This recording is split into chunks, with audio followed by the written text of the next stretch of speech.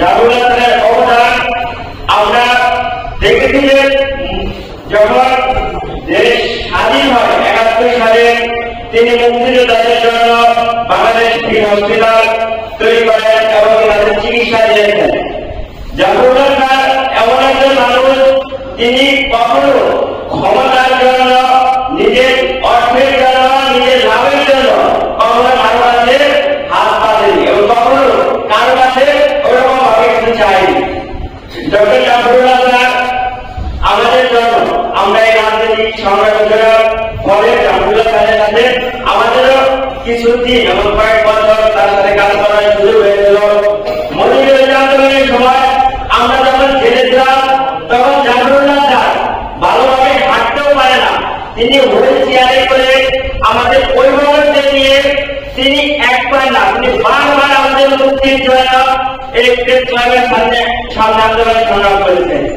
আমাদের যখন কোন একটা মামলা, যখন আমরা জেলে ছিলাম, যখন কোর্টে শুনানি হয় তখন জাফরুল্লাহ খান সেই জায়গায় উপস্থিত ছিল। এমনকি জাফরুল্লাহ খান প্রেস ক্লাবে আন্দোলন সংগ্রামের মধ্যে সীমাবদ্ধ থাকেনি।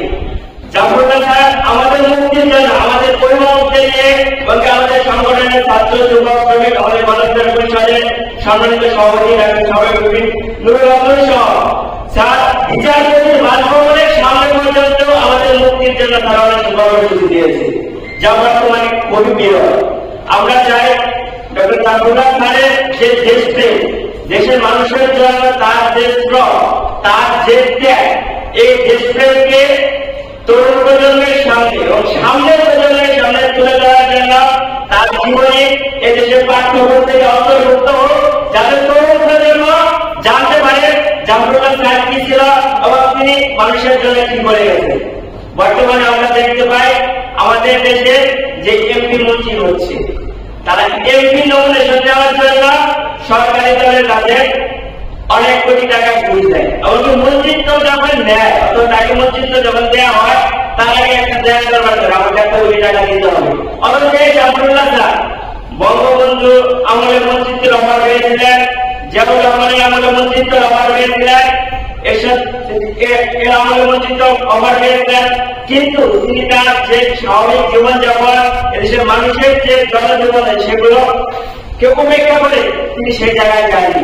তিনি সবসময় এদেশের মানুষের জন্য কাজ করে গেছেন।